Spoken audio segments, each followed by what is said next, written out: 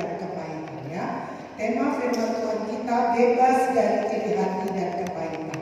Bacaan kita dari Filipi 4 ayat 4 sampai 7. Filipi 4 ayat 4 sampai 7 ya. Mari kita baca bersama-sama. 2, 3. Bersukacitalah senantiasa dalam Tuhan. Sekali lagi kukatakan, bersukacitalah. Hendaklah kebaikan hatimu diketahui orang. Tuhan sudah dekat. Janganlah hendaknya kamu khawatir tentang apapun juga, tetapi nyatakanlah dalam segala hal keinginanmu kepada Allah dalam doa dan permohonan dengan ucapan syukur. Damai sejahtera Allah yang melampaui segala akal akan memelihara hati dan pikiranmu dalam Kristus Yesus. Amin. Bapak Ibu ya. Jadi firman Tuhan yang kita baca ini adalah cara bagaimana kita menang ya. Mengenal apa? Menghadapi, bebas dari iri hati dan kepahitan ya. Tapi saya nggak jelasin ini dulu, tapi saya mau jelasin tentang iri hati ya. Apa itu iri hati ya? Iri hati itu Bapak Ibu kita bisa artikan iri hati itu cemburu ya, bisa juga cemburu dengan apa? Keberhasilan orang ya kan, kebahagiaan orang, kita cemburu ya. Orang iri hati itu seperti itu, cemburu ya tentang pencapaian orang ya. Itu orang iri hati. Apalagi iri hati itu adalah akar dari segala kepahitan ya. Iri hati itu juga adalah penyakit hati ya. Iri hati itulah iri hati itu juga sebagai apa ya? Emosi ya. Emosi timbul karena apa? Ketidakpuasan akan apa? Akan berkat Tuhan ya. Orang iri hati itu tidak akan pernah puas apa yang dia miliki Bapak Ibu ya. Dia tidak akan puas ya. Makanya orang iri hati itu fokusnya dia itu bukan apa yang dia miliki, tapi orang yang memiliki itu fokusnya ya. Bukan apa yang dia punya, tapi orang yang punya itu yang menjadi fokus dia ya. Makanya orang iri hati itu orang yang paling menderita kalau saya bilang ya. Orang yang paling menderita karena apa? Ya, dia nggak tenang hidupnya ya. Dia selalu was-was, dia selalu cemas, dia selalu khawatir, takut gitu ya. Takut apa ya? Tersaingi ya. Ya.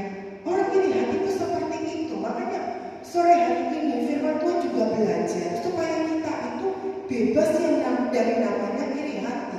Kita ini punya kemungkinan untuk bisa iri hati Bapak Ibu. Ya, kita ini punya kemungkinan manusia ya. Punya kemungkinan kita bisa iri hati. Karena apa? Karena kita manusia ada yang namanya benih dosa ya. Benih dosa. Jadi apa, kita itu condong, kita cenderung bisa untuk apa? Berbuat dosa ya. Bisa berbuat dosa. Makanya perlu yang namanya kita jaga hati kita gitu ya. Jaga hati kita ya. Orang-orang iri hati itu bukan cuma ada di luar ya. Di gereja pun ada, di dalam pelayanan pun ada ya. Hamba-hamba Tuhan yang tahu firman, yang dipakai Tuhan luar biasa, itu pun bisa iri hati ya. Saling menjatuhkan, saling menjelekkan. Itu bukan sesuatu yang apa ya, sesuatu yang aneh gitu, enggak. Itu sesuatu yang kita hadapi sekarang seperti itu ya. Sesama hamba Tuhan pun bisa saling menjatuhkan ya, bisa saling berantem adalah tahu firman ya. Gak jaminan kalau kita gak bisa apa? Jaga hati kita ya. Untuk menjaga hati kita ya kita yang harus bisa menjaga, bukan orang lain. Kita yang harus bisa menjaga ya. Karena firman Tuhan juga bilang apa? Jagalah hatimu dengan segala kewaspadaan, karena di situ terpancar kehidupan ya.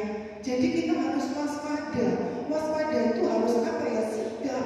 Kita harus siap sedia ya. Kita tidak boleh lengah ya.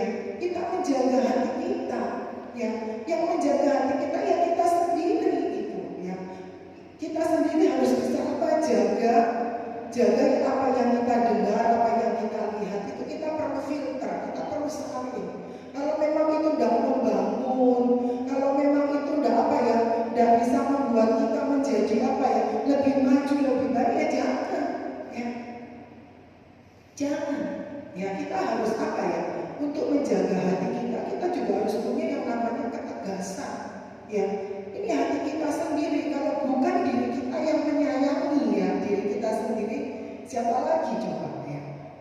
Kita harus bisa menjaga hati kita supaya hati kita itu tidak tercemari ya. Apalagi sekarang ya, dalam keadaan sekarang begini ya, kalau kita lihat ya banyak orang-orang yang iri hati gitu ya, orang-orang yang iri hati. Makanya saya umpamakan orang-orang iri hati itu, dia itu susah kalau lihat orang senang lihat orang susah ya. Artinya apa? Artinya dia itu susah hati kalau lihat orang berhasil, orang sukses, orang bahagia. Dia tuh sedih dia ya, dia sedih. Tapi kalau orang dalam masalah penderitaan, waduh dia happy ya, happy ya. Orang yang iri hati seperti itu Bapak Ibu. Nah, kita jangan sampai kita minta sama Tuhan supaya apa? Supaya Tuhan tahirkan hati kita, supaya Tuhan kuduskan, sucikan hati kita, supaya hati kita itu tidak ada yang namanya iri hati ya. Seperti tadi saya bilang, kita ini bukan manusia sempurna. Kita ada kecenderungan untuk bisa seperti itu kalau kita tidak menjaga hati kita ya. Jadi kita minta Tuhan ya, setiap hari itu kita harus berdoa, minta apa? Minta Tuhan supaya Tuhan sucikan, Tuhan kuduskan hati kita, Tuhan tahirkan hati kita, supaya hati kita itu hati yang baru, hati yang bersih ya. Karena banyak ya, banyak godaan yang bisa mencemari kita ya. Kalau lingkungan kita tidak benar ya, kalau kita ada di dalam lingkungan yang tidak sehat ya, lama-kelamaan kita bisa lemah, namanya kita manusia ya. Makanya kita harus punya yang namanya ketegasan Bapak Ibu ya, ketegasan ya, untuk kita bisa apa? Menjaga hati kita ya, menjaga hati kita. Kalau hati kita bersih, pikiran kita juga bersih. Kalau hati kita murni, pikiran kita juga murni Bapak Ibu ya. Karena orang iri hati itu apa ya, dampaknya itu sangat apa ya, sangat merusak Bapak Ibu ya. Orang yang iri hati itu orang yang apa ya, orang yang selalu ingin apa ya, selalu ingin dia itu unggul ya, selalu ingin dia itu terdepan ya, selalu dilihat orang itu dia itu sempurna ya. Meskipun dengan cara dia menjatuhkan orang, dia tak pusingin Bapak Ibu ya. Orang iri hati itu pun bisa terang-terangan, bisa juga diam-diam Bapak Ibu ya. Ya kita nggak tahu juga di ruangan ini ada nggak yang iri hati sama kita ya kan? Ada nggak yang iri hati sama kita? Iya, yang jealous sama kita, kita nggak tahu ya kan? Kadang orang iri hati itu bisa menipu yang dekat sama kita gitu kan. Dia nyanyi kita, tapi tahu-tahunya dia merampaskan kita ya. Tahu-tahunya dia apa? Menjatuhkan kita ya. Kita nggak tahu. Makanya kita harus apa? Berhati-hati. Makanya saya juga sering bilang ya, saya nasihatin juga apa ya, teman-teman gitu, saya juga nasihatin. Kalau kamu bahagia, kalau kamu sukses ya, kalau kamu diberkati Tuhan, gak usah pamer di sosmed, saya bilang gitu. Gak usah pamer. Karena apa? Karena banyak orang yang iri gitu ya. Orang iri karena apa? Dia pengen seperti kamu, disayang sama suami, diberkati, dia pengen ya. Karena dia tidak bisa seperti yang dia lihat itu, makanya timbul keinginan jahat. Jadi kalau kita punya sesuatu yang bahagia, yang itu ya untuk koleksi pribadi aja, tidak usah di-share. Saya bilang begitu. Karena apa? Karena kita tidak tahu. Kadang orang lihat begitu pun kita nggak tahu, gitu kan? Nggak tahu. Kadang dengan apa yang dia lakukan itu orang itu jadi bisa berbuat jahat sama kita, ya. Jadi makanya saya juga bilang, ya saya pesan ya, ini ya tergantung bebas. Saya juga enggak. Jadi kalau ada hal apa itu cukuplah untuk pribadi kita, tidak usah di-share ya.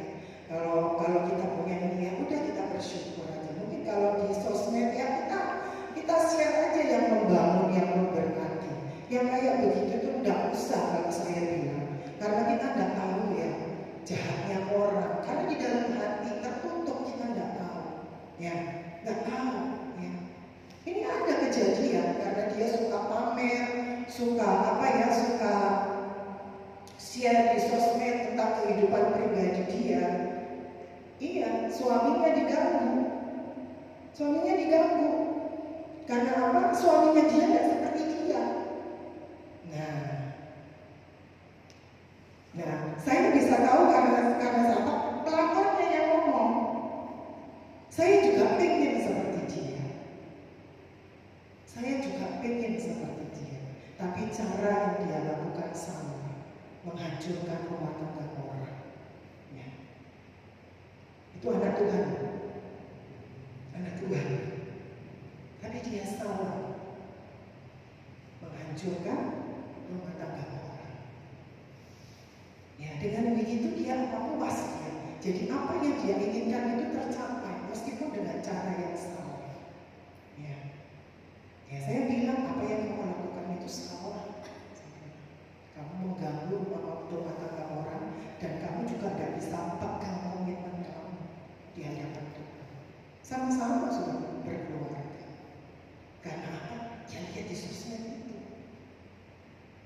Ya, makanya saya juga pesan sama Bapak Ibu, itu tadi untuk menghindari. Ya, kita harus bisa jaga-jaga untuk menghindari. Karena tidak semua orang itu bersyukur gitu. Kalau lihat orang senang, orang diberkati, sepertinya kalau kita orang normal, kita juga ikut gembira ya. Kita juga ikut senang, kita mendoakan ya. Tapi ada orang-orang yang jealous kayak begitu, hancurkan. Ya, makanya kita juga harus waspada ya. Kita jangan lengah. Jadi kita juga harus berhikmat Bapak Ibu.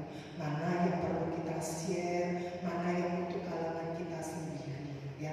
Karena apa ya, kita tidak tahu yang lihat kita itu siapa, dalam keadaan apa dia, kita tidak tahu.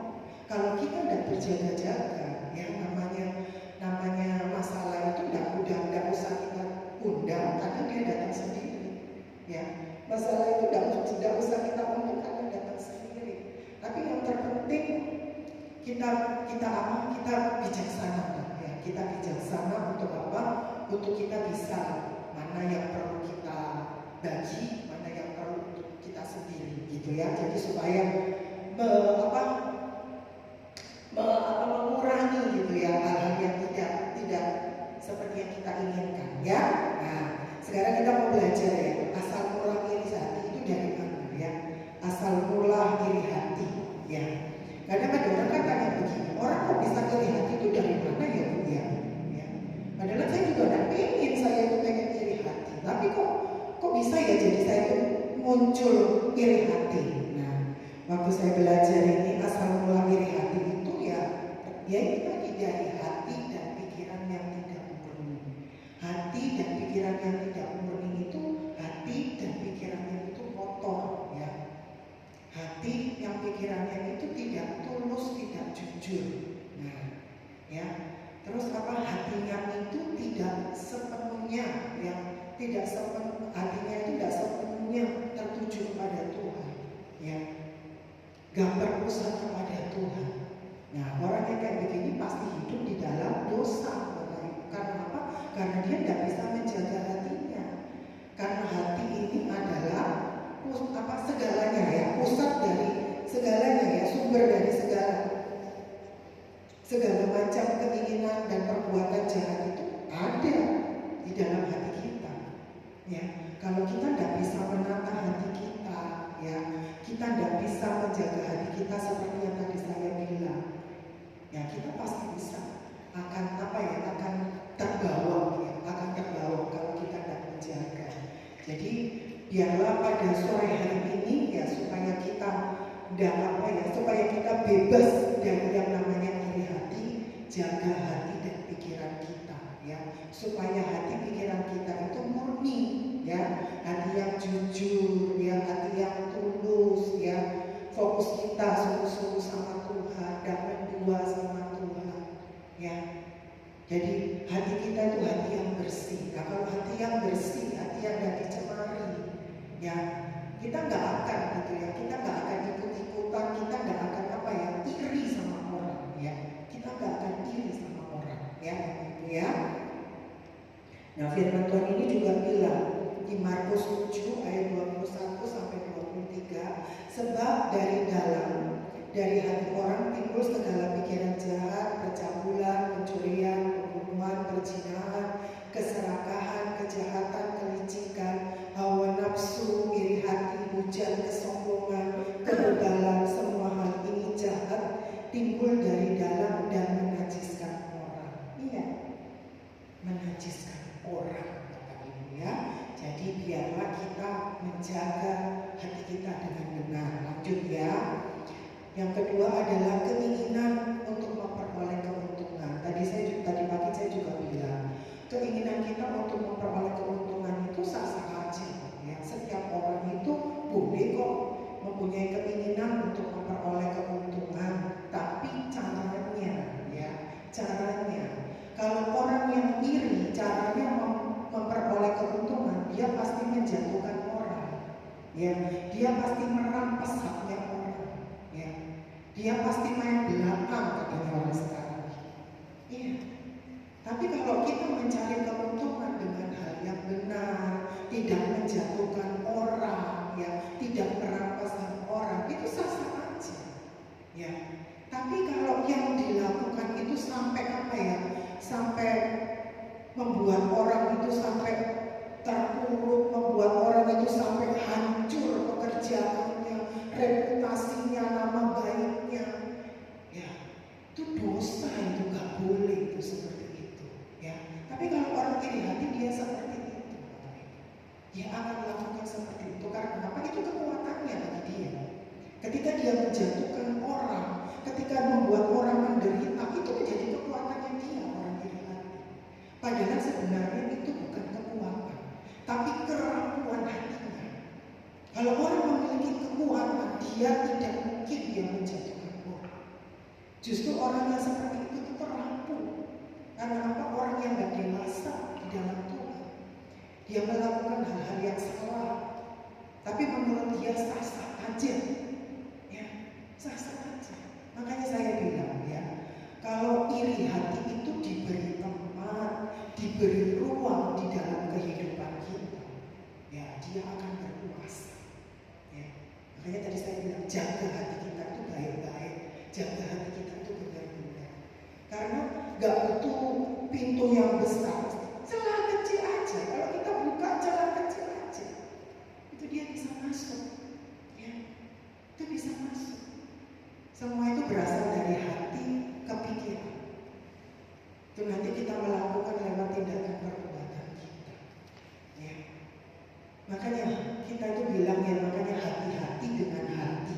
Karena hati ini mahal, Bapak Ibu. Ya, hati ini mahal. Kenapa saya bilang mahal? Karena Tuhan melihat hati, bukan melihat dompet. Karena Tuhan itu melihat hati. Iya, kita jaga hati kita. Hati kita itu mahal. Karena apa? Yang dinilai orang ini, yang dinilai Tuhan itu hati kita. Jangan sampai kita cemari, itu akan mempengaruhi semua. Ya, biarlah pada sore hari ini kita harus apa ya, bebas dari yang namanya iri hati dan kepahitan. Kita harus perangi, kita harus basmi di dalam hidup kita. Karena itu menjadi penghalang, menjadi penghambat untuk kita bisa apa, bertumbuh di dalam Tuhan. Itu penghambat berkat Tuhan. Ya, itu menjadi penghambat. Jadi kita harus apa ya? Kita harus mempunyai apa? Keputusan, kita harus mempunyai apa? Ketegasan. Ya. Kita juga harus memiliki komitmen, jangan sampai hal-hal yang salah, hal-hal yang sia-sia, hal-hal yang gak berkenan di hadapan Tuhan itu ada di dalam hidup kita, ada di dalam hati kita. Tapi biarlah hal-hal yang benar, hal-hal yang berkenan itu yang menguasai hidup kita. Sehingga apa? Hati dan pikiran kita itu pikiran yang bersih, ya.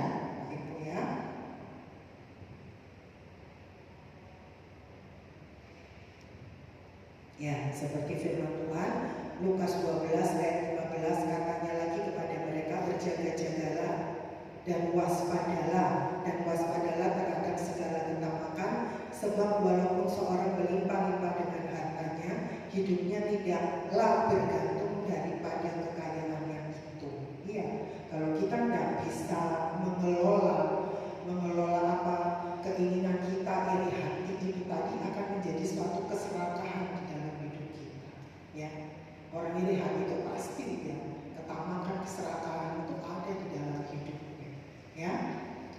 Lanjut ya. Ya. Asal mula iri hati itu yang ketiga adalah perasaan tidak adil ya. Orang bisa apa ya? Orang bisa merasa iri hati itu ya karena perlakuan kita. Ya. Karena apa kita membeda-bedakan. Ya, karena kita merendahkan orang. Jadi orang iri hati, sakit hati, dendam, pilih kasih. Nah, itu bisa karena apa? Perbuatan kita yang membeda-bedakan orang, yang pilih kasih. Contohnya seperti seperti Yusuf ya. Yakub itu memberikan pakaian dan baju untuk Yusuf ya. Tapi kakaknya enggak jealous. Padahal cuma baju ya. Makanya saya juga bilang ya sama orang, kalau kita memang nggak bisa kasih orang itu rata, kalau kita memberi orang itu nggak bisa rata, jangan kita tunjukkan langsung di depan begitu, itu menyakiti orang. Ya, kalau kita memang kita nggak bisa kasih mereka rata, cuma mampu kita seperti itu, kita panggil orangnya itu pribadi. Ya, karena kalau kita ini dikasih, ini tidak dikasih, muncul yang namanya kecemburuan. Ya, muncul yang namanya kecemburuan. Namanya manusia, oh enggak saya kayak begitu enggak ya kita ngomongnya enggak tapi hatinya beda. Iya beda. Makanya saya juga bilang kalau kita enggak bisa kasih rata sama orang, panggil pribadi. Ya, panggil pribadi daripada apa? Perbuatan kita itu menyakiti hati orang. Dan karena perbuatan kita orang jadi jahat. Ya, jadi jahat. Ada yang kayak begitu, ada Bapak Ibu. Jadi dia tunjukin seperti begituan. Ada yang melakukan seperti itu. Ya, jadi orang itu iri hati karena perbuatan kita. Ya. Karena Roma 2 ayat 11 sebab Allah tidak memandang bulu. Ya, Allah itu gak pilih kasih. Ya, Dia mengasihi kita dengan sempurna. Dia gak pilih kasih orang kaya, orang miskin, orang bodoh, orang apapun kasihnya. Ya, kasihnya tak terbatas buat kita. Ya, jadi Allah pun bicara tentang apa sebab Allah tidak memandang bulu. Ya, lanjut ya. Ya. Mengapa kita harus bebas dari segala iri hati dan kepahitan? Ya, kadang kita tanya, kenapa kita harus bebas dari iri hati dan kepahitannya? Karena iri hati itu adalah racun buat apa? Buat kehidupan kita. Ya, tadi saya bilang dia itu racun, dia itu hama yang akan mematikan semuanya, pikiran kita, hati kita. Kalau kita sudah dikuasai kayak begitu, sudah tidak benar, keputusan yang kita ambil pun sama. Kalau kita sudah dikuasai seperti itu, makanya kalau iri hati itu bercokol, iri hati itu diam di dalam kehidupan kita. Ya, kita jadi tidak bisa membedakan mana yang benar, mana yang benar. Apalagi kalau iri hati itu sudah mendarah daging di dalam hidup kita. Jadi apa yang kita lakukan, menjatuhkan orang, menipu, mengambil hak orang, itu bagi dia biasa. Bagi dia biasa. Karena apa? Sudah mendarah daging di dalam dirinya. Sudah mendarah daging di dalam dirinya. Makanya iri hati itu adalah racun yang merusak, menggerogoti apa ketenangan kita, ya, kesehatan batin, bahkan serta membawa kekacauan dan perbuatan jahat. Ya, itu iri hati. Ya, kekuatannya seperti itu. Kalau kita nggak bebas dari iri hati, kita akan dicengkram di bawah semakin dalam. Kita akan semakin terikat. Kita akan dibelenggu di dalam. Ya, kita akan dibelenggu.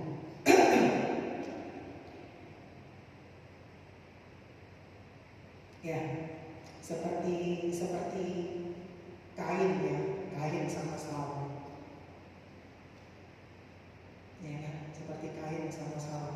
Kita tahu kan, iri hati kan sampai membunuh Habil karena persembahan. Saul juga begitu sama Daud, ya kan? Hanya karena perkataan, ya kan? Daud membunuh berlaksa-laksa, Saul beribu-ribu, hanya karena perkataan aja. Kalau kita tidak bisa menjaga hati kita, ya seperti itu. Ya, mungkin hanya perkataan aja, sambung orang. Mungkin karena perkataan aja kita bisa melakukan hal-hal yang mungkin nggak pernah kita pikirkan. Karena apa? Kita dibawa kendali. Kuasa apa? Kuasa kegelapan iblis itu nanti yang mengendalikan kita. Makanya perlu kita yang namanya jaga hati, ya. Karena ya. Kita lanjut ya. Ciri-ciri iri hati, ya. Kita cepat aja ya. Ciri-ciri iri hati, ya. Yang pertama adalah tidak mensyukuri berkat Tuhan. Orang iri hati itu tidak akan bisa mensyukuri berkat Tuhan. Kalau dia bisa mensyukuri berkat Tuhan, dia tidak akan iri hati. Orang iri hati itu tidak pernah puas dengan apa yang dia miliki, ya. Dia tidak akan pernah puas. Makanya dia tidak bisa bersyukur dengan apa yang dia miliki. Padahal yang dia miliki itu udah cukup, ya, udah cukup. Untuk dia itu sudah cukup. Tapi orang iri hati tidak ada kata cukup di dalam hidupnya. Ya, tidak pernah puas. Ya, tidak pernah puas orang iri hati itu. Dia akan melakukan segala cara untuk apa? Untuk memuaskan hatinya. Meskipun dengan cara dia lakukan mungkin dengan cara yang tidak benar, dia akan lakukan. Supaya apa? Supaya hatinya puas, ya. Supaya hatinya puas. Itu orang iri hati, ya. Orang yang ciri-ciri iri hati, ya. Kalau kita ada kayak begini, kita bertobat, ya.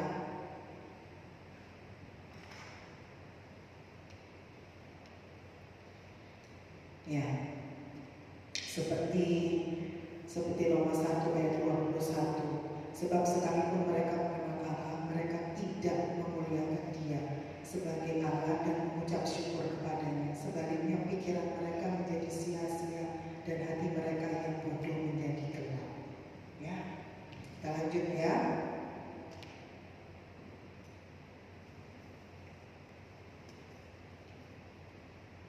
Ya, ciri-ciri orang iri hati yang kedua itu dia tidak senang dengan kesuksesan orang lain, ya.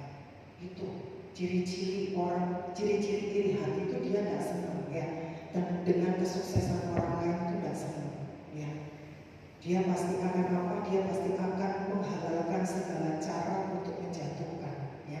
Dia tidak senang lihat orang sukses. Dia senang itu lihat orang menderita, orang dalam keadaan apa, sengsara, tertindas, itu dia senang, ya. Itu ciri-ciri orang yang iri hati, ya. Ciri-ciri orang yang iri hati, dia tidak senang melihat kesuksesan orang lain, ya. Sebab di mana ada iri hati dan keinginan untuk mementingkan diri sendiri, di situ ada kekacauan dan segala macam perbuatan jahat. Lanjut, membandingkan pencapaian mereka dengan pencapaian orang. Orang iri hati itu selalu membandingkan dirinya dengan orang lain, ya. Karena apa yang tadi dia bilang, dia tidak pernah puas. Dia akan bandingkan, dia akan membanding-bandingkan, ya. Supaya apa? Ya itu, supaya dia memuaskan hatinya, ya. Makanya saya bilang iri hati itu penyakit hati. Kalau kita tidak obati, kalau kita tidak kita tidak singkirkan di dalam hati kita yang namanya iri hati itu, dia akan menggerogoti, ya. Dia akan membanding-bandingkan, ya. Punyanya dia sama orang lain dibanding-bandingkan, ya. Kalau apa yang dia banding-bandingkan itu tidak sesuai dengan apa yang maunya, dia akan melakukan hal-hal yang salah, hal-hal yang jahat. Dia akan lakukan itu, meskipun dengan cara yang apa, ya, mungkin sampai membunuh, mungkin sampai apa, dia akan lakukan supaya apa? Supaya puas hatinya, supaya puas hatinya.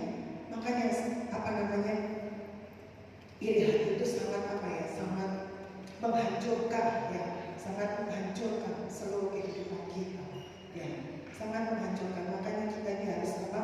Bebas yang dari namanya iri hati dan kepahitan, ya. Jadi kita jangan membanding-bandingkan, ya.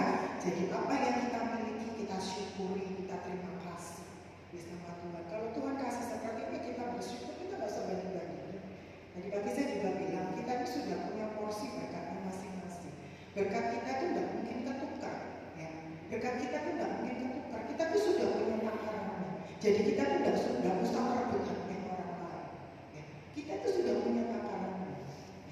Jadi kita tuh tidak usah iri sama pencapaian orang, sama keberhasilan orang lain.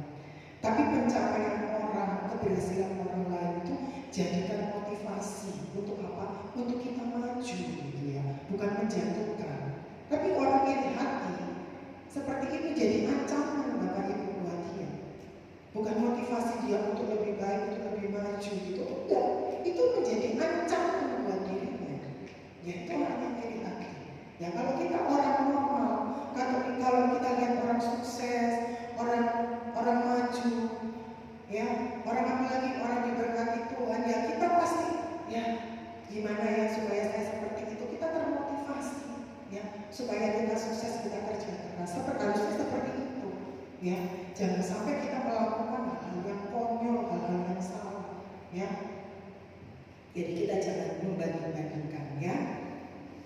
Mazmur 37 ayat 1 dan 2, janganlah gelisah karena orang yang berbuat jahat, janganlah iri terhadap orang yang berbuat curang, sebab mereka akan cepat hilang seperti rumput dan akan layu seperti tunas hijau ya.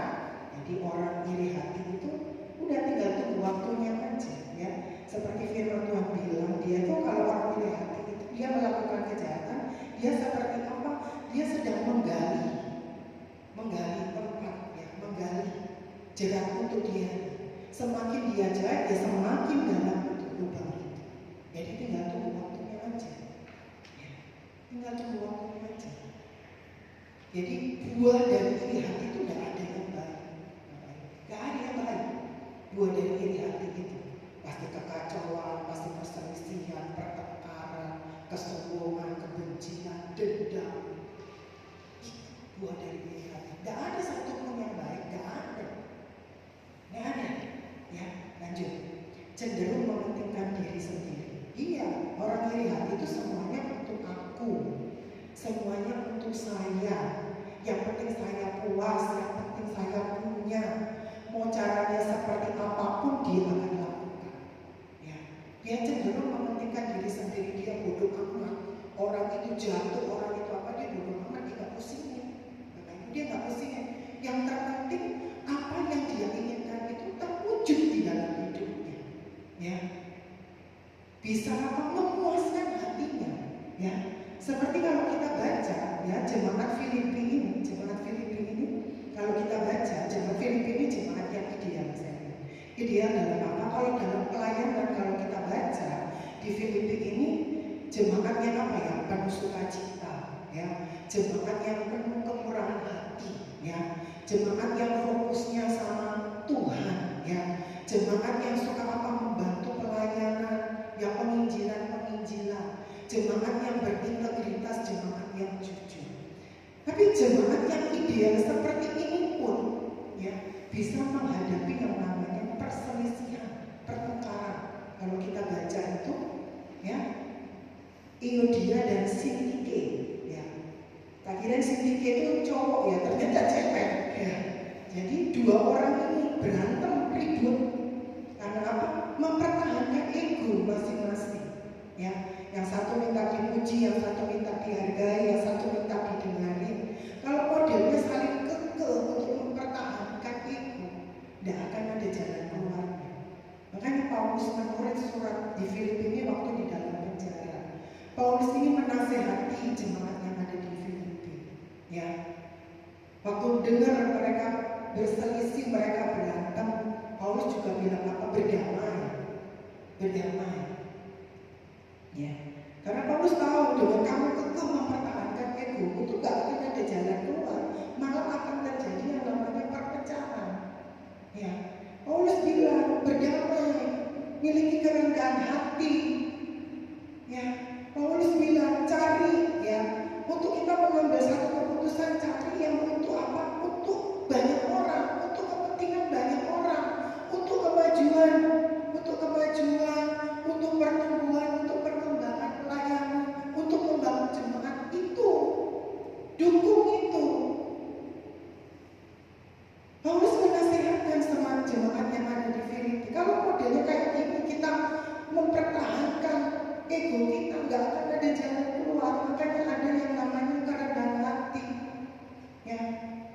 Karena nanti kan kita bicara tentang pelayanan ini di gereja ya. Kalau di jemaat di Filipina di gereja, cari yang untuk kepentingan banyak orang. Kepentingan banyak orang. Itu kamu dukung gitu. Kalau tujuannya baik, untuk pertumbuhan, untuk kemajuan, untuk membangun jemaat, dukung. Nah, kita juga harus punya apa? Kerendahan hati. Tadi pagi saya juga bilang, ya, kerendahan hati itu bisa kita artikan orang yang gak sombong. Kerendahan hati itu juga kita bisa artikan apa yang kita miliki, semuanya kesehatan, kekuatan itu semua karena kasih anugerah Tuhan. Itu bisa diartikan dengan iri hati. Tapi saya doa sama Tuhan, Tuhan berikan saya satu gitu ya, pemahaman tentang yang namanya kerendahan hati. Ya Tuhan taruh di dalam hati saya. Rendah hati itu orang yang tahu posisinya di hadapan Tuhan. Ya. Orang kalau sadar, orang itu tahu, orang itu paham posisi kita di hadapan Tuhan, dia nggak mungkin sombong namanya. Nggak mungkin sombong dia karena dia tahu posisi dia di hadapan Tuhan. Ya, dia nggak mungkin sombong, dia tahu saya ini apa, saya ini cuma hamba. Saya ini menghamba. Tuhan itu adalah Tuhan kita. Kalau kita tahu posisi kita di hadapan Tuhan, kita nggak akan sombong. Karena orang sombong itu dia nggak tahu posisi dia di hadapan Tuhan. Kalau kita tahu posisi kita di hadapan Tuhan, nggak mungkin kita sombong. Ya. Segala apa yang kita miliki kepercayaan, ya, kalau kita dipercayakan itu semua karena kasih anugerah Tuhan. Nggak ada yang disombong. Kita bisa melakukan ini dan itu semua juga karena kekuatan Tuhan. Ya. Itu semua karena kekuatan Tuhan. Kita bisa ada sampai hari ini, kita bisa makan, kita sehat. Itu semua karena pemeliharaan Tuhan. Nggak ada yang kita sombong. Ya. Kalau kita bisa apa ya, rendah hati, kita tahu posisi kita di hadapan Tuhan, kita nggak mungkin iri hati sama orang. Ya. Kita nggak mungkin iri hati sama orang. Kita nggak mungkin mementingkan ya pribadi kita, dan mungkin ya kalau kita tahu posisi kita di hadapan Tuhan. Ya, Filipi 2 ayat 4, dan janganlah tiap-tiap orang hanya memperhatikan kepentingannya sendiri, tapi kepentingan orang lain juga. Ya, ya. Lanjut, suka gosip dan menjatuhkan orang lain. Nah, ini hobinya orang iri hati. Hobinya orang iri hati itu suka gosip. Digosok makin sip, ya, iya, dia akan ngomongin orang, ya, jelek-jelekin orang, itu orang iri hati. Bagaimana sampai reputasinya orang itu hancur, dikulitin sama dia, sampai akar-akarnya dikulitin sama dia, itu orang iri hati. Ya. Kalau kita kumpul sama orang yang kayak begini, apa itu kejelekan orang dikulitin, ketika kita les sama dia, kita akan dilakukan seperti itu. Kita akan dikulitin juga seperti itu. Akan dikulitin seperti itu. Ya. Orang iri hati seperti itu. Makanya dia nggak sadar apa yang dia lakukan, dia jahat itu nggak sadar. Karena apa? Kalau itu sudah apa ya, bertahun-tahun sudah dia hidupi sepanjang hidup dia. Itu sudah jadi habit. Ya. Apa yang dia lakukan lumrah-lumrah aja. Ya. Nah, orang iri hati itu seperti itu. Ya. Dia menghakimi orang, dia menilai orang itu tajam dia. Menilai orang itu dia pinter, detil dia menilai orang. Wah, ini kan begini detil, tapi dia bodoh untuk menilai dirinya sendiri. Dia bodoh untuk menilai dirinya sendiri. Dia tidak berkaca sama dirinya sendiri. Itu orang iri hati. Ya, orang iri hati. Makanya firman juga bilang kita harus bebas dari namanya iri hati dan kepahitan. Ya, itu karena akan merusak segalanya. Yang namanya ya, gosip dan menjatuhkan orang, ya. Saya tidak bisa jelasin ya, nanti pasti dia akan melakukan seperti itu. Ya, kita lanjut ya, ya. Bagaimana kita menang atas iri hati dan kepahitan? Ya, yang pertama adalah bersukacita di dalam Tuhan. Ya. Bersukacita di dalam Tuhan itu orang yang apa ya? Orang yang bersukacita di dalam Tuhan itu orang yang gak dipengaruhi oleh keadaannya. Mau keadaan itu ada badai, ada tantangan, ada masalah apapun, itu gak mempengaruhi perasaannya dia, ya, kebahagiaannya dia, gak mempengaruhi. Ya itulah sukacita yang dari Tuhan itu beda dengan sukacita dunia ini. Kalau sukacita dunia ini dipengaruhi oleh yang namanya keadaan. Kalau keadaannya happy, ya kita happy. Kalau keadaannya lagi begini, ya kita sumpah, ya. Iya. Kalau sukacita dunia itu beda dengan sukacita yang Tuhan berikan, sukacita di dalam Tuhan.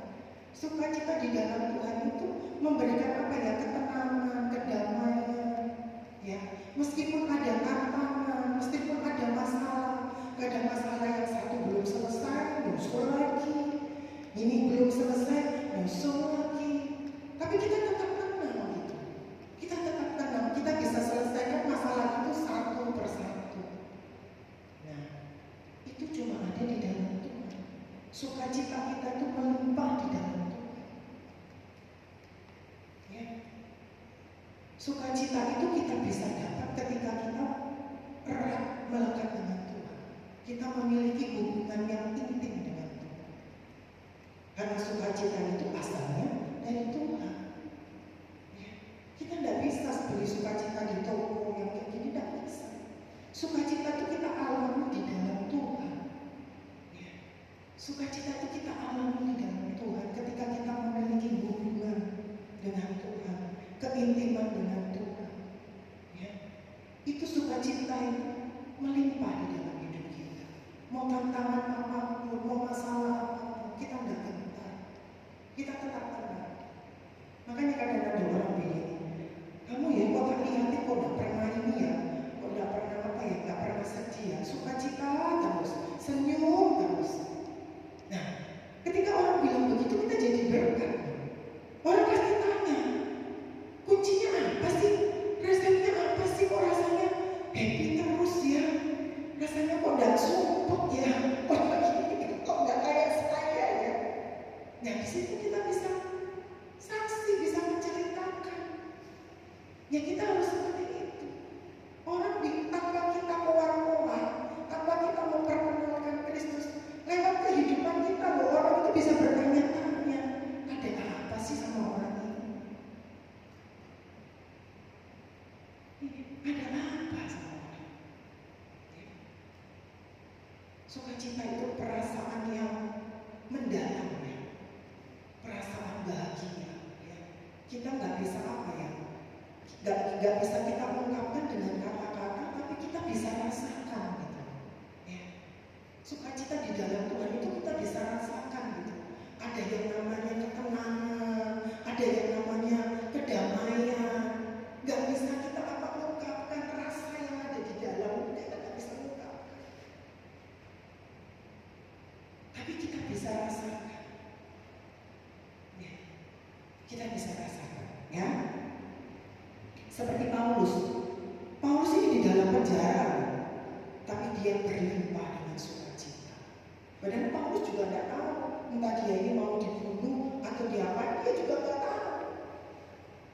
Tapi dia tenang aja, tenang aja. Orang yang bersukacita itu Bapak Ibu, orang yang ada dalam kendalinya Tuhan. Ya. Orang yang bersukacita itu dia tahu dia itu ada di dalam kendalinya Tuhan. Makanya dia nggak cemas, dia tidak khawatir, ya. Karena dia tahu penyertaan Tuhan, karena dia tahu semua itu ada di dalam kendalinya Tuhan, ya.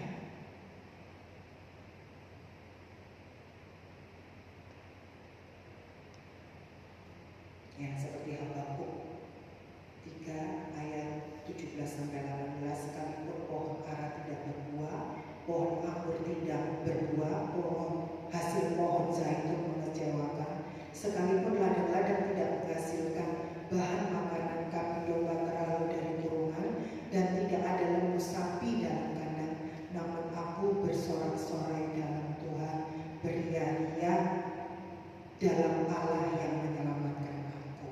Amin ya. Nah,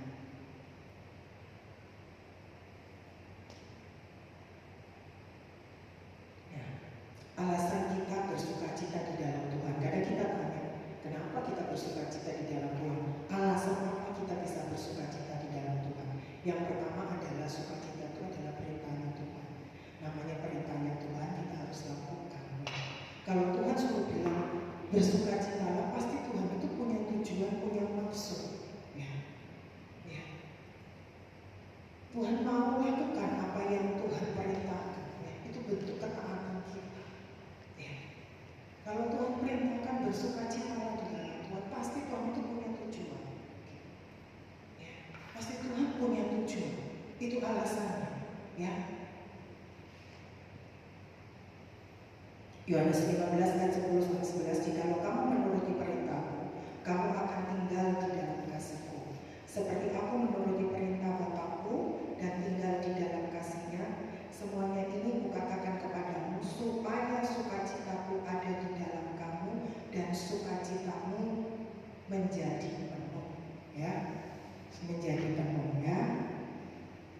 Ya, alasan kita bersukacita karena apa juga penyertaan Tuhan. Tadi saya sudah jelasin ya, orang yang bersukacita itu orang yang tahu gitu ya, semua tetap ada dalam kendalinya Tuhan. Karena apa? Tuhan menyertai dia, makanya dia bersukacita karena dia tahu semuanya itu ada dalam kendalinya Tuhan. Dan penyertaan Tuhan itu tidak pernah pindah. Penyertaan Tuhan itu sempurna di dalam hidup kita. Yang penting kita itu nggak menyimpang, ya, nggak menyimpang dari jalannya Tuhan. Yang terpenting itu, ya. Yang terpenting kita tidak menyimpang dari jalannya Tuhan. Ya, lanjut karunia Roh Kudus. Ya, alasan kita bersukacita di dalam Tuhan ya. Setiap kita orang percaya itu kita diberi yang namanya kita di roh sukacita. Ya, itu kan buah roh, salah satu buah. Ya, Tuhan memberikan roh sukacita itu. Tuhan tahu kita itu tidak mampu tanpa roh sukacita. Kita tidak akan kuat tanpa roh sukacita. Maka Tuhan berikan. Ya, untuk menghadapi apa masalah, untuk menghadapi tantangan, supaya apa? Supaya kita memiliki apa kekuatan, ada ketenangan, ada kedamaian. Kita tidak gentar, kita tidak goyah. Ya. Jadi ada alasan gitu ya. Tuhan memberikan roh sukacita di dalam kehidupan kita. Dan mungkin Tuhan memberikan sesuatu itu tanpa tujuan, tanpa alasan di dalam hidup kita. Pasti Tuhan punya rencana, ya. Pasti Tuhan punya rencana di dalam kehidupan kita, ya. Keselamatan ya. Alasan kita bersukacita ya karena apa? Ada jaminan keselamatan, ya. Jaminan keselamatan hidup kekal. Ya, alasan kita bersukacita karena kita sudah memiliki keselamatan di dalam diri.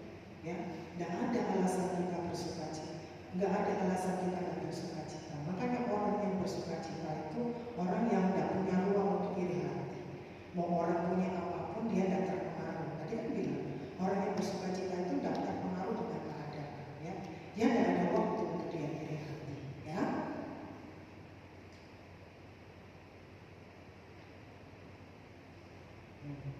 Ya, yang kedua berlomba dalam kebaikan, ya, berlomba dalam kebaikan. Bagaimana kita bebas, ya, dari iri hati dan kebaikan, kita berlomba dalam kebaikan, ya.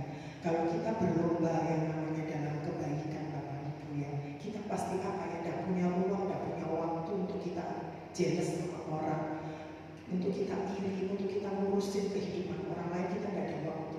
Kalau kita berlomba di dalam ya, kita tidak ada waktu untuk melakukan itu, tidak ada waktu.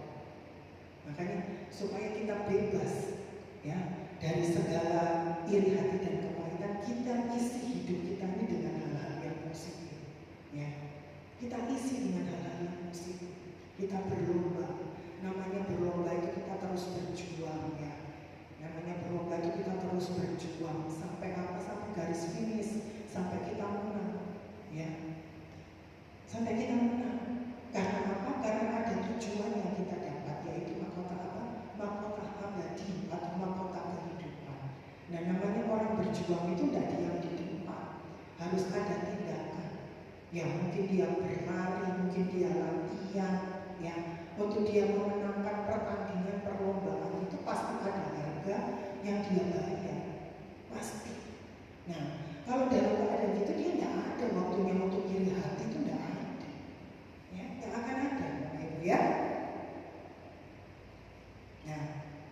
untuk kita kiat, untuk berlomba, ya kita harus tekun dan sabar, ya.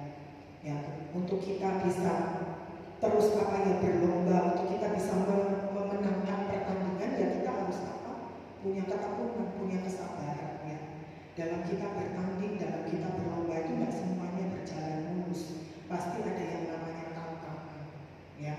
Pasti yang ada namanya rintangan, gangguan, ya pasti ada namanya kita berlomba. Tapi firman Tuhan bilang kita harus tekun, kita harus sabar, ya. Sabar itu banyak hal, sabar dalam menanti, sabar dalam penderitaan, ya. Iya, sabar. Supaya apa? Karena apa ya? Kita sabar dan tekun karena ada tujuannya. Tujuannya apa? Kita mendapatkan mahkota abadi, ya. Kita mendapatkan mahkota abadi. Firman Tuhannya Roma 12 ayat 12, bersukacitalah di dalam pengharapan dan sabarlah dalam kesesakan, bertekunlah dalam doa, ya. Yang kedua adalah menjauhi dosa. Iya, orang yang berlomba di dalam pertandingan, ya, kita berlomba di dalam kebaikan, dia akan menjaga hidupnya. Dia nggak akan sembarangan, dia nggak akan sembrono. Namanya juga berlomba di dalam kebaikan. Dia juga harus menjaga hidupnya benar. Dia akan menjauhkan dosa di dalam hidupnya. Kalau dia hidup di dalam dosa, bukan perlombaan, bukan lomba di dalam kebenaran, ya. Namanya lomba di dalam kebenaran itu dia berjuang, dia menjaga hidupnya juga. Itu yang kita sebut namanya perjuangan rohani, ya. Iya, kita harus menjaga supaya apa? Kita menjauhi dosa, ya. Karena dosa itu menjadi penghalang, ya, yang merintangi kita, ya. Kalau kita ada ganjalan, mau kita berlomba kayak apapun, ya, kita berusaha. Tapi kalau hal-hal yang kita lakukan itu tidak benar, pasti ada hambatan. Pasti ada hal-hal yang menghambat kita, ya. Apalagi tujuannya untuk yang namanya kebaikan. Kita tidak bisa pura-pura, itu kita tidak bisa, ya. Kita mungkin bisa bersandiwara di hadapan manusia, tapi di hadapan Tuhan nggak bisa. Semuanya itu jelas terbuka di hadapan Tuhan, nggak ada satupun yang tertutup, ya. Jadi kita harus menjaga hidup kita benar di hadapan Tuhan, menjauhi dosa. Ibrani 10 ayat 26, sebab jika kita sengaja berbuat dosa sesudah memperoleh pengetahuan tentang kebenaran, maka tidak ada lagi korban untuk menghapus dosa itu, ya. Kita tahu kebenaran, kita tidak melakukannya, ya kita berdosa, ya. Ketika kita mendapatkan pengetahuan, kita tahu mana yang benar, ya kita lakukan, ya. Ya, fokus kepada Yesus, ya. Untuk kita bisa berlomba di dalam kebaikan, ya fokus tujuan kita itu sama Yesus, ya.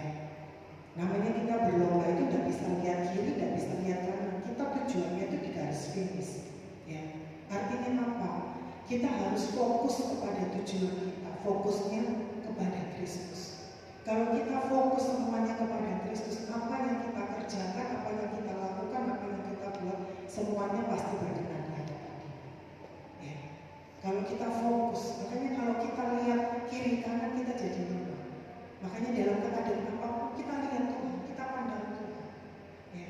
Dia yang akan memberikan kita kekuatan, Dia yang akan memberikan kita kemampuan, ya.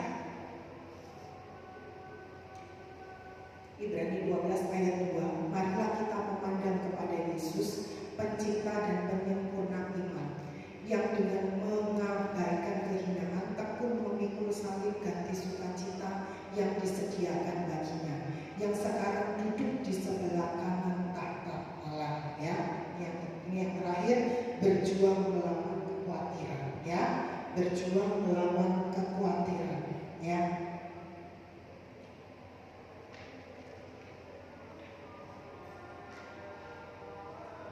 Ya, namanya kita berjuang melawan kekhawatiran itu, ya kita harus apa, ya? Kita menyerahkan segala kekhawatiran itu kepada Tuhan, ya. Untuk kita namanya berjuang itu apa, ya? Berjuang itu ya kita terus, ya kita terus apa, ya? Kita terus mencoba, kita terus berupaya, ya kita terus melakukan ya.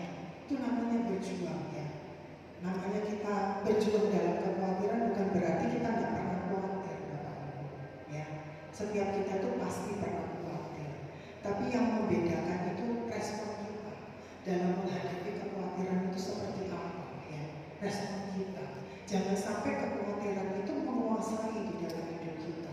Kalau kekhawatiran itu menguasai di dalam hidup kita, ya kita nggak akan bisa bergerak apa-apa. Kita dicengkram rasa kekhawatiran. Padahal apa yang kita khawatirkan itu belum tentu terjadi. Ya, belum tentu terjadi. Ya, makanya serahkan segala kekhawatiran kita itu kepada Tuhan. Ya, serahkan segala kekhawatiran kita kepada Tuhan.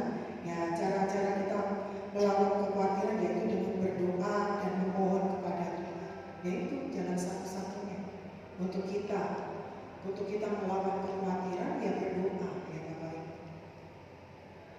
Berdoa itu alat komunikasi yang paling apa ya? Yang paling mudah ya.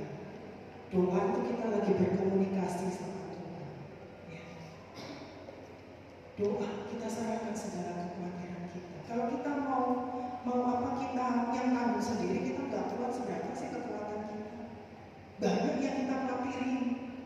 Ya, banyak yang kita khawatirin karena kita lah, untuk ini itulah, banyak yang kita khawatirin. Kadang-kadang kalau kita khawatirin mumet semuanya. Makanya Tuhan bilang serahkan semuanya. Ya. Ketika kita menyerahkan itu kita mempercayakan semuanya kepada Tuhan. Nah, ketika kita sudah mempunyai tindakan menyerahkan, nah kita sudah menyerahkan, jangan sampai nanti kita amin, kita bilang, benar gak ya Tuhan bisa tolong saya? Kadang ada kita seperti itu. Benar nggak ya Tuhan bisa tolong saya? Ya kalau kita sudah apa menyatakan diri untuk menyerahkan, ya kita imani, kita percaya, meskipun hasilnya belum kita lihat, kita percaya, kita yakin, kita belum lihat, tapi kita lihat dengan mata iman bahwa apa? Bahwa pertolongan itu sudah ada di depan. Jawaban Tuhan sudah ada di depan, meskipun belum kita alami. Ya, jadi kita menyerahkan segala kekhawatiran lewat doa ya. Kita menyerahkan kepada Tuhan. Yang terakhir adalah percaya pada janji Tuhan ya. Percaya pada janji Tuhan. Iya, janji Tuhan itu pasti digenapi di dalam hidup kita. Janji Tuhan itu ya dan amin. Janji Tuhan itu murni, janji Tuhan itu terpuji ya. Ya, janji Tuhan itu tidak pernah gagal di dalam kehidupan kita. Ya, janji Tuhan itu lengkap ya. Semuanya tersedia di situ lengkap janji Tuhan. Ya, jangan pernah ragu gitu ya. Jangan pernah ragu dan jangan pernah gini juga ya. Kita tuh berburuk sangka sama Tuhan. Kok enggak saya terima ya janji Tuhan ini. Kok lama bener ya. Ya kalau kita lihat dari kisah Kaleb, 45 tahun loh dia menerima janji Tuhan untuk memiliki tanah Hebron. 45 tahun bukan waktu sebentar. Kita suruh 45 tahun udah jenuh, kita udah capek. Tapi kalian memiliki iman yang besar, iman yang teguh. Itu yang harus kita contoh. Ya. Kita percaya janji Tuhan itu pasti akan tergenapi di dalam hidup kita.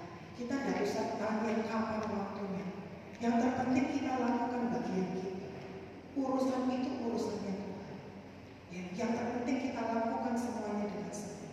Percaya. Tuhan itu tidak pernah tutup mata. Kalau kita apa ya? Kalau kita melayani sungguh-sungguh, kalau kita beribadah sungguh-sungguh, percaya Tuhan itu tidak akan pernah tutup mata. Apa yang kau butuhkan belum kau minta, Tuhan tahu. Tuhan tahu. Apa yang mungkin belum kamu ucapkan, Tuhan tahu. Ya, Tuhan tahu. Kita belum minta, Tuhan tahu. Ya. Yang terpenting itu kita harus memiliki iman yang teguh, iman yang gak goyah. Saya tadi juga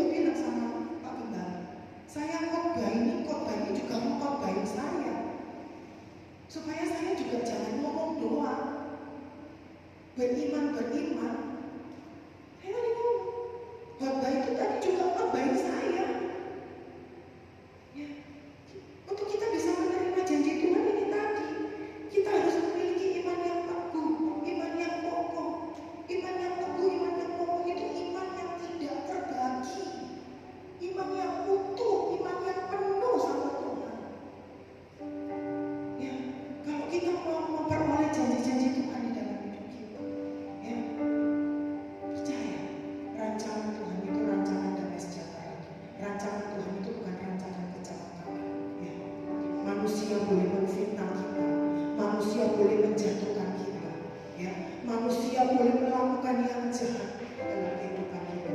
Tapi manusia tidak bisa merusak rencana Tuhan di dalam kehidupan kita. Itu yang kita pegang. Ya. Itu yang kita pegang di dalam kehidupan kita. Mau orang kaya apapun, dia tidak akan bisa merusak rencana Tuhan di dalam kehidupan kita. Ya, Bapak Ibu ya. Ini firman Tuhan yang terakhir ya. Serahkanlah hidupmu kepada Tuhan dan percayalah kepadanya, Ia akan bertindak. Ya. Untuk penutup ini saya bacakan untuk ya. Jadikan ini sebagai cerminan untuk introspeksi dan memperbaiki diri. Amin Bapak Ibu ya. Mari kita bersatu di dalam doa. Bapa, di dalam nama Tuhan Yesus Kristus, terima kasih Tuhan untuk segala kasih dan anugerah-Mu.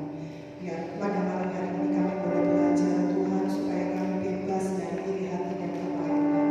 Kami sadar Tuhan, kami banyak kekurangan, kami banyak kelemahan Tuhan. Kami butuh Engkau Allah Roh Kudus yang memampukan kami Tuhan.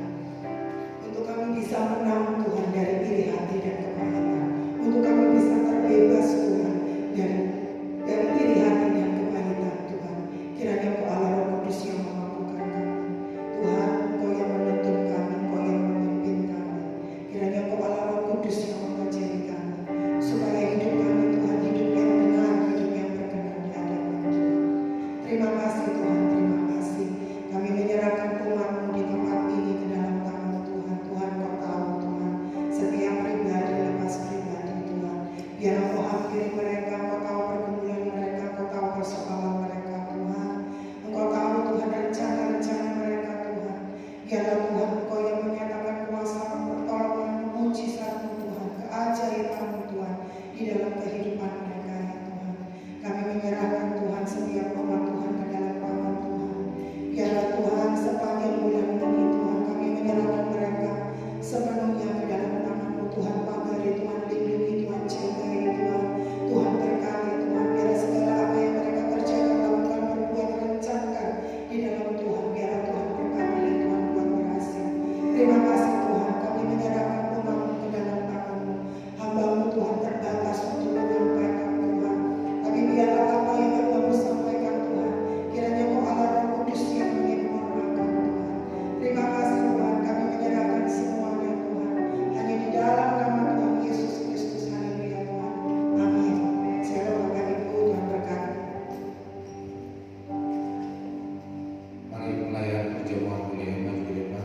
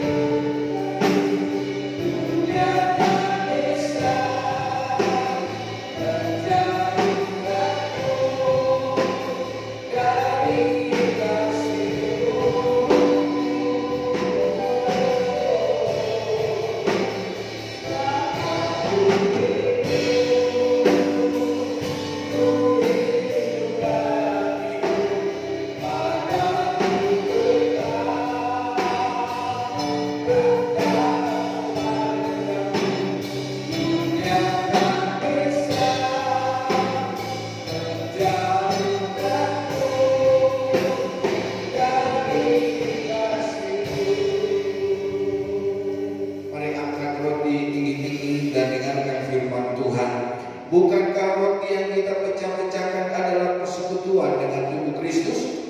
Sebab apa yang telah kuteruskan kepadamu telah kuterima dari Tuhan, yaitu bahwa Tuhan Yesus pada malam waktu diserahkan mengambil roti, dan sesudah itu ia mengucap syukur atasnya.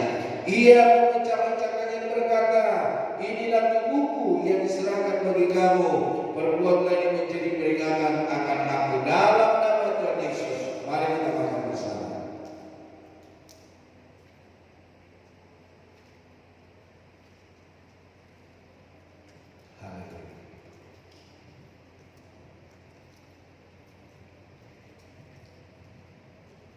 Yang sudah selesai boleh mengangkat tubuh darah Kristus tinggi-tinggi dan dengarkan firman Tuhan. Bukankah cawan pengucapan syukur yang atasnya kita ucapkan syukur adalah persekutuan dengan darah Kristus? Demikian juga ia mengambil cawan sesudah makan lalu berkata, cawan ini adalah perjanjian baru yang dimeteraikan oleh darahku. Perbuatlah setiap kali kamu meminumnya menjadi peringatan akan aku. Sebab setiap kali kamu makan roti ini dan minum cawan ini, kamu memberitakan kematian Tuhan sampai ia datang. Dalam nama Tuhan Yesus, mari kita minum bersama.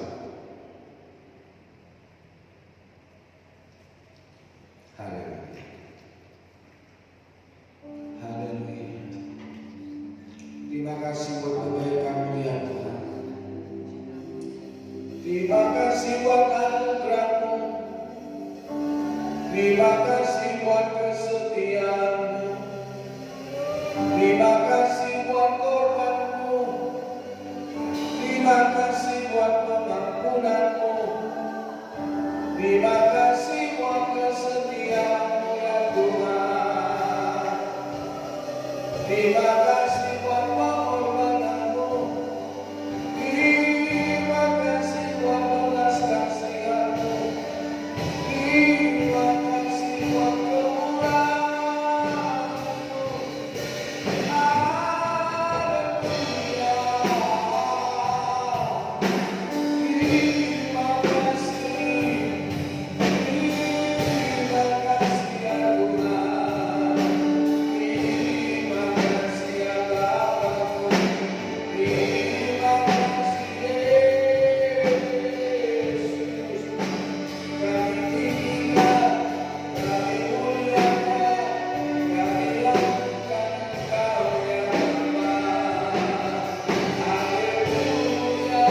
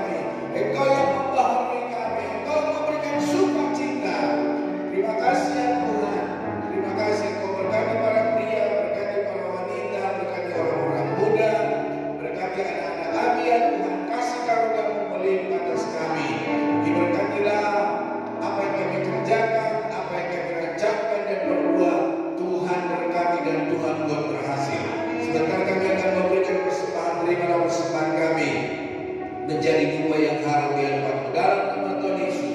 Kami berdoa dan kami bersyukur kepada Tuhan. Haleluya. Amin. Tuhan berkati. Kita akan memberikan persembahan dan dulu ini akan ditayangkan buat kita.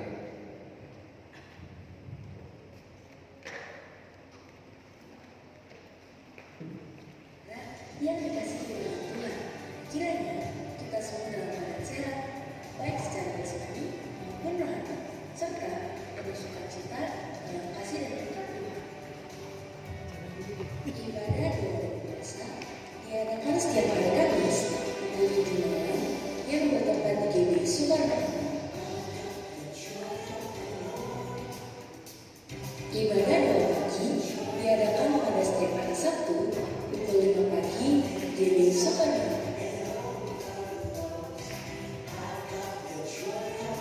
Ibadah kami, anak Bethel Indonesia, dimulai pada pukul 9 pagi yang bertempat di bawah gedung GBI Soekarno. Kita akan bertemu kembali di ibadah raya. Ibadah raya pertama akan berlangsung pada pukul 9 pagi dan ibadah raya kedua pada pukul 6 sore yang bertempat di GBI Soekarno. Terima kasih kepada Ibu Gembala Yudhila yang telah menyampaikan firman Tuhan hari ini. Tuhan Yesus memberkati.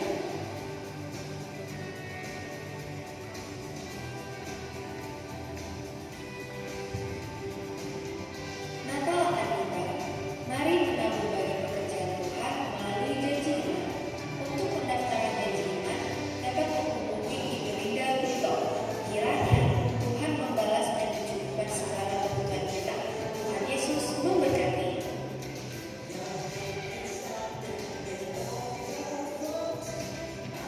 Selamat ulang tahun bagi bapak saudara yang berulang tahun pada sepanjang hidup. Kiranya Tuhan Yesus memberikan kesehatan, sukacita, dan memberkati kita dalam setiap langkah kehidupan. Selamat datang kepada Bapak Ibu Saudara yang baru pertama kali hadir. Dengan penuh sukacita, kami mengundang Bapak Ibu Saudara untuk terus bergabung dalam persekutuan GBI Soekarno. Jika Bapak Ibu Saudara belum memiliki tempat ibadah tetap, Tuhan Yesus memberkati. GBI Soekarno memiliki kasih, jemaat yang bertumbuh dewasa dalam kesukaan dan sedekah Kristus, misi memberitakan firman Allah yang benar untuk benar-benar, membangun keluarga ilahi yang setia mengenal Allah, membangun komunitas orang percaya berdampak yang bersusah pada Kristus, serta value melayani adalah suatu kehormatan bukan beban. Layanilah Tuhan memberkati adanya, mujizat terjadi. Sekian dari Tuhan, kiranya kita selalu dalam penyertaan Tuhan. Tuhan Yesus memberkati. Ya, puji Tuhan. Hari ini kita dapat membeli kupon. Kuponnya 200.000 dan kita beli dengan 100.000 Pak Denny. Jadi hanya Pak Denny yang belum ibadah jadi bagi. Kalau Pak Denny mau beli, hubungilah Bu Bagda karena Bu Bagda ada sore hari ini. Dan ibadah Natal kita pada tanggal 19 untuk pembagian sembako tanggal 13. Jadi supaya kita dapat memahami. Kayaknya kita ibadah sore sudah hampir setahun ya. Setahun ya? Belum ya? Mungkin nanti tanggal 20 kita terakhir ibadah sore. Karena kita setuju kan? Iya, karena saya melihat tidak ada